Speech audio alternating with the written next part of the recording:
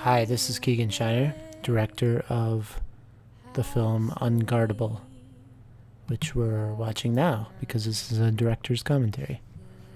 So I started the film. This was supposed to be one shot. What is this guy doing? Why would you go down and then go right back up? It seemed very strange. Anyway, so we wanted to try something different. We'd been doing 5 weeks. This was week 5 of a 6-week film series at Donnie's Skybox, located in Second City in Chicago. And so we were thinking, hey, let's try and do a herald, an improvised form called the herald, in one shot, like one long continuous take was the idea. So we started, and this guy comes down the escalator, and I don't even yell cut because it was just so weird. So, unfortunately, as many films are defined by their first shot, so too is this one. There were a lot of weird, wacky left turns. This scene is my pal, Eric Schwartz, Dennis Episco, and Stephen Hoover. So we all gathered at Starbucks at around 9 a.m. and then around 10 everyone showed up. And we did a herald opening. I think Norm Holly walked by and just shook his head, almost shook it off the way he was shaking. He has one of those like anvil sized, or maybe not sized heads, but like you feel like the weight of his head shake tilts the Earth's axis sometimes. That's just me. Maybe that's just me and my inner thoughts. But so we did this herald opening as people were going to their 10 o'clock class, and then we kind of like got inspiration from it and split into. It's a little bit. It's sort of organic. It was sort of not organic. There were a few people from teams there, so tried to keep the teams together. But for the most part, when we shoot these, it's like being on a stage. Like somebody has an initiation, and then somebody's like, "I jump in," and we just kind of go from there. So then based on the opening, and I don't know how it works. It's magic. Honestly, it's like improvisation is magic. So, but everybody does this opening, and then they kind of come up with these scenes as they go, and then I tell them where we're gonna shoot, and we just go do it. We do improv on film. There's really not much rehearsal. These guys, I think, we had some downtime, so these guys were walking in circles around the building, around Second City, like 3 or 4 times before we started shooting. Another weird... Alright, so I'm like walking backwards right now for a very long way, and this couple comes, and they're like... They obviously look mad that we're walking so slow. So he's gonna like... Yeah, watch. He's going to be like, I'm going around. And then, yeah, Anyway, so I'm watching that, and I'm watching where I'm going, and I'm trying to watch the scene. It's a lot of watching. It's a lot of thinking. Trying not to get run over by the actors.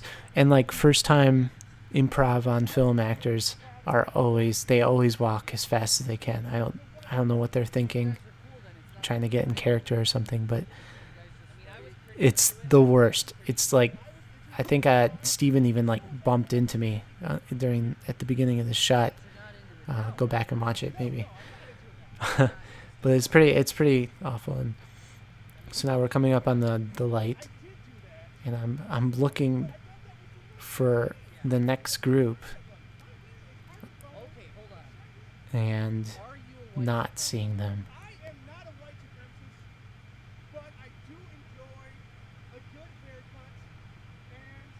And I'm also laughing at this scene because it's hilarious.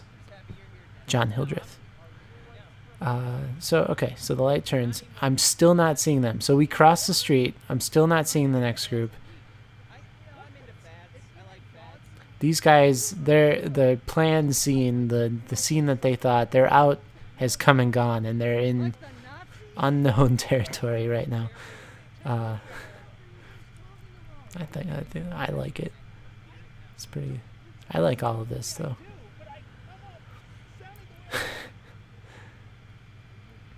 All right, so we're crossing. We're going towards. We know the route of this film. The route was Second City to Sedgwick, onto the train, and to the Chicago stop, which is only one stop, really. I didn't want it to take that long. But so we cross the street, and they're nowhere to be seen. They're not near the Sedgwick stop, which it could be both sides of the road, but they're not on the side they're supposed to be on. You can see the camera moving around as I frantically look for where the hell they are. I just like that Dennis's shirt says care. Like hey, you're watching this, care. It's a nice shirt for a film. I don't know where he got that. If it's some sort of like hipster joke on Dare, I'm gonna be mad. Like, Dare is not something that you attack. Keeps kids off drugs. Stay off drugs, kids. Stay off drugs. Alright. I'm lost. Finally, or right now I'm still looking for them, and then finally I see them. And they're awkwardly across the street. Car. Okay. Game on. So this is a team called the Sharp Corners, and there's more of them than this, but that's Nick, Simon, and Carlos Luna, and Caroline Sabatier. I hope I said that right. It's French, but she's Irish, so I hope she doesn't mind. And those are paintings that I drew. I had no idea if we'd use them, but films need props, and improv uses object work.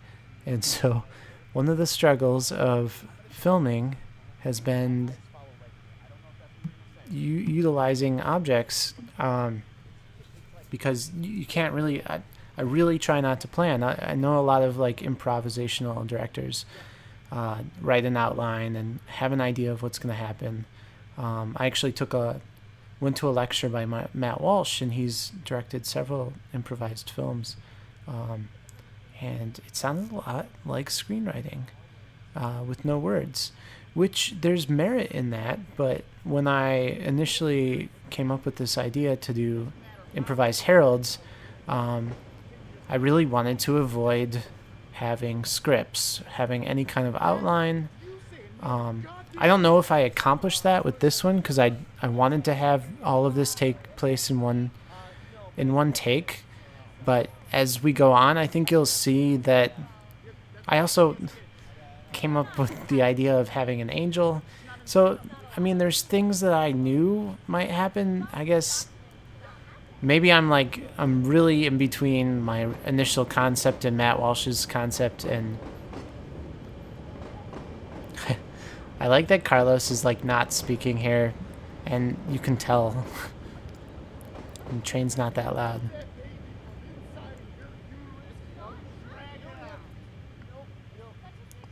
These guys are killing it right now, though.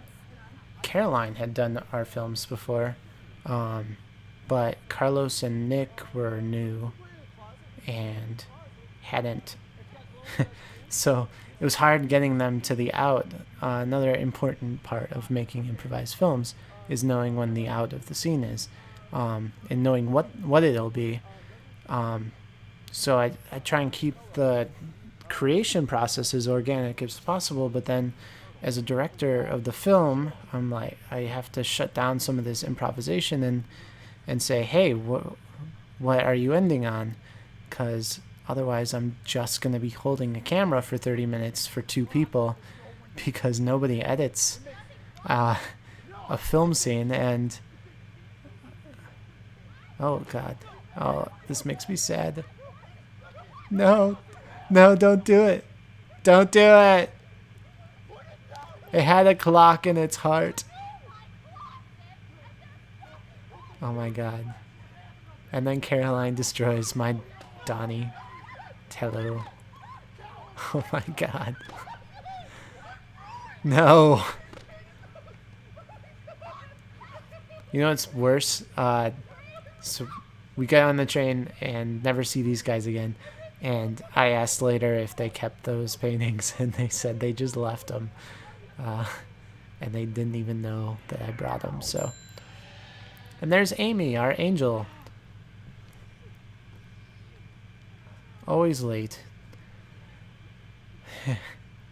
She, another problem with doing this all in one take, I didn't give her enough direction on her character or what was supposed to happen.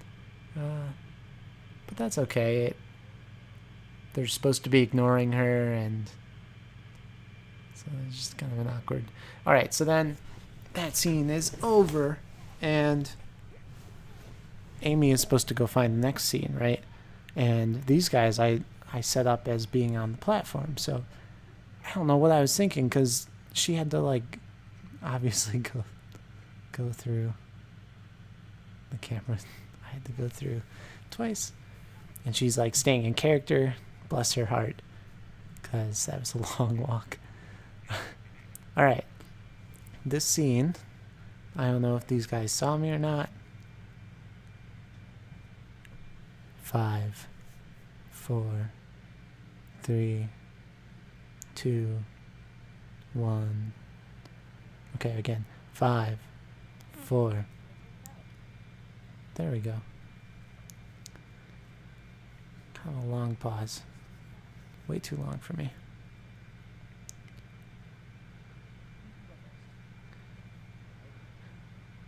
I know one of the actresses was in a bad mood for this shoot. Personal wise, she still wanted to come support. So I think they were talking about that up there. And I mean, it's kind of awkward. Another excuse I'll throw their way. It's kind of awkward standing on a platform for more than, where are we at in the movie? It's 13 minutes for the movie, and then it was like another probably 15 minutes before we started shooting that they were up on this platform just waiting for the camera.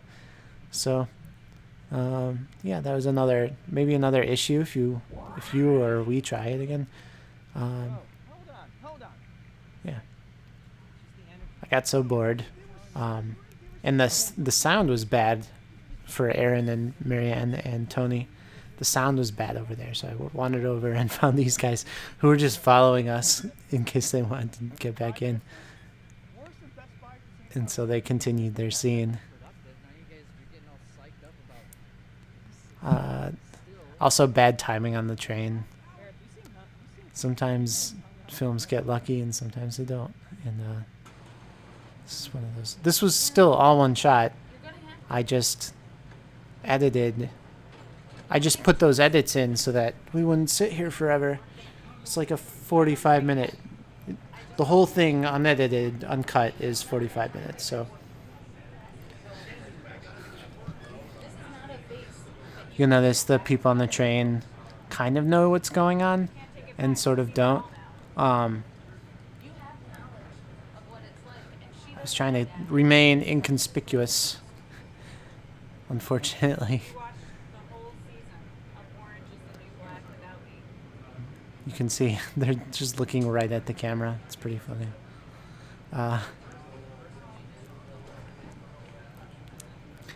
Tony is about to just bail on this scene. Bye, Tony. Nice. And here's Amy again. All right, so another problem. Tony gets out of his seat, and that's fine. I didn't mind the bailing. That's okay. He did it like a good time. It was a nice out. But then he goes and he stands in the corner of the train where, and so there's no way for me to show the rest of this train or pan over, because, and you can hear them. The other guys from the film are like talking on the other side of the train. So it was just kind of strange. Amy's not supposed to be heard, which made all this kind of strange, this interaction weird.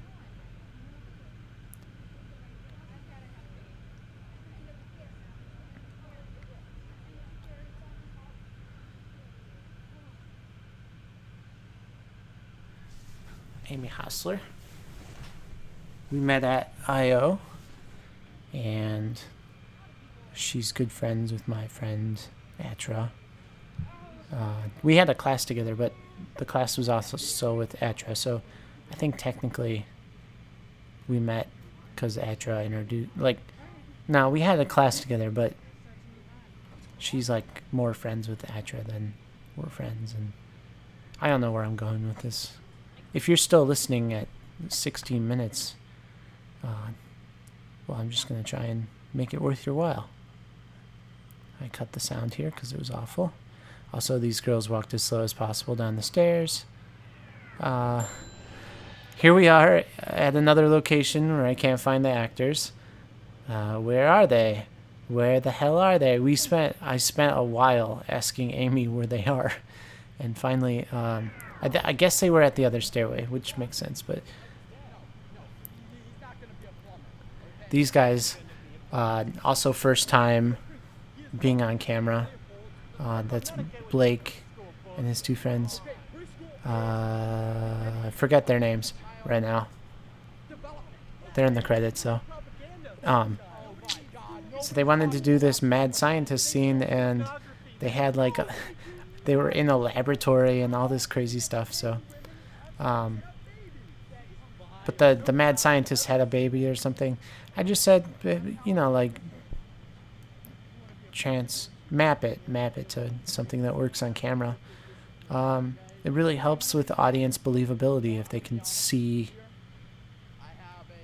I mean, films, if you want the film to be a film and not improv that you videotaped, you really need to live in the world. That's the biggest constraint of doing improv on camera, is that there's no more we take you now to a farm and it doesn't look like a farm, or you're not on a farm in real life. You're on a stage, right?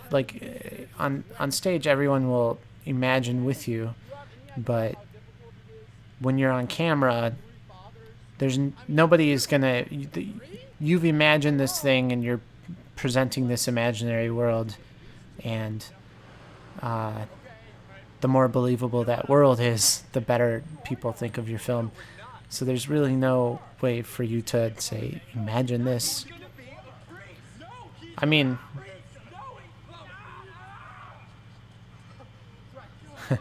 the watermelon did not smash.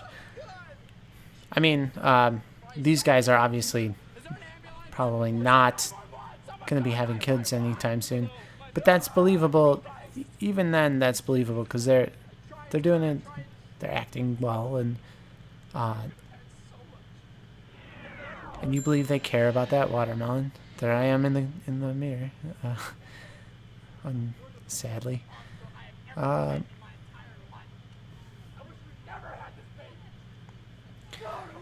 We had fun shooting the angel coming in, because I would just pan the camera away and go, jump into frame, and then they just start with basically no downtime. So that was good. That part worked really well. Doing the special effects, well, somewhat. I'm making quotation marks with my fingers because the special effects were nothing special, but they still kind of worked. Okay, now special shout out to my friend Zarek for being the last person in this film And poor Amy didn't, like, nobody really knew what was going to happen here. Those other guys were supposed to come over and like catch Zarek, and they were nowhere near him. And we did know that she was supposed to save his life, only to not save his life. But the rest is completely improvised at this point. Including this song. But then everybody walks slow and the camera angle is bad. And yeah. Honestly, I think this ending is hilarious. I laugh. And if you don't think it's perfect, screw you, you know? Screw you, Mr. I've been watching this for 21 minutes. Maybe you haven't been. Maybe because of YouTube you skipped ahead, and that's your prerogative. But you missed one hell of a commentary, I gotta tell you. And if you've been nice enough to listen, you know. Peace be with you. I'm already wrapping up. I like that these guys are eating this. I think it's sick and twisted, and I mean, cool thing about improv, like, even when it's bad, 15% of it is really, really good. And the bad thing about improv is, even at its best, only 85% of it is really, really good. And you know, anyone, I've heard that quite a few times. But we had fun with this. It was all one really long take, and we shot it the same day that we screened it, so we had like no time to really edit. So that was, and even then, even doing one long take, I made it hard on the editing because I had the angel coming in. So it wasn't like an easy edit. I don't know what I was thinking. But yeah, so if you have any questions, feel free to email me. My email address is scriptlessfilms@gmail.com, and I check it infrequently. Or find us on Facebook. This has been Keegan Shiner doing the director's commentary for the Scriptless Films film UnGuardable. Thanks.